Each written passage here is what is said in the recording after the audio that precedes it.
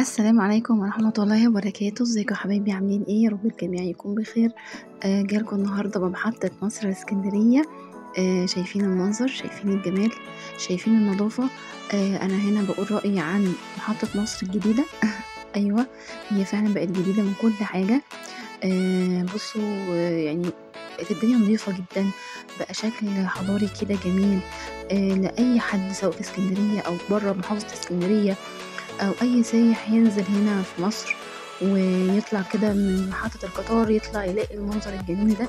لأ، بجد بقى شكل جميل جدا وحضاري جدا ويعجب أي حد.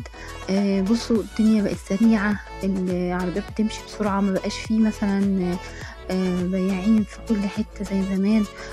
عايزة أقول لكم أنا كان رأيي فيها إن محطة مصر ما تنفعش من غير البياعين اللي فيها، بس بعد ما شفت المنظر ده والتصوير ده بجد حاجة كده، لأ يعني حاجة جميلة بجد. آه وبشكر كل اللي قاموا بالمشروع دوت. مشروع النظام والنظافة والشكل الحضاري ده بجد حاجة وهم. انا مبسوطة جدا بالشكل ده. اتمنى يكون حتى التصوير موضح، يعني انا حاسة ان التصوير مش مبين الجمال اللي انا كنت شايفاه. بجد المشروع ده حلو جدا. ان كل حاجة تبقى شكلها كده نضيف، شكلها جميل، لمحافظتنا حتى على الأقل.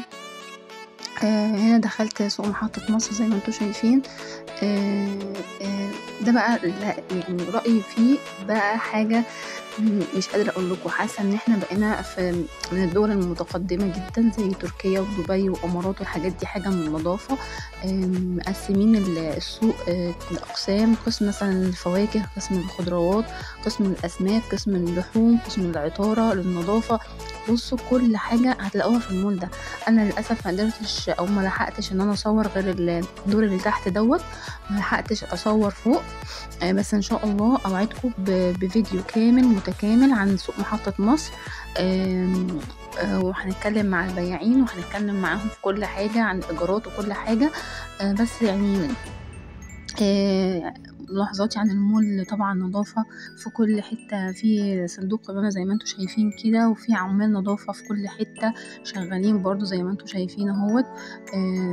لا بجد حاجة جميلة وحاجة على قدر المستوى يعني.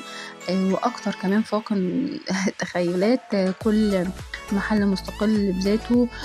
كله معمول بالسيراميك، كله نضيف جدا. البائعين مرتاحين في القعدة اللي هم فيها.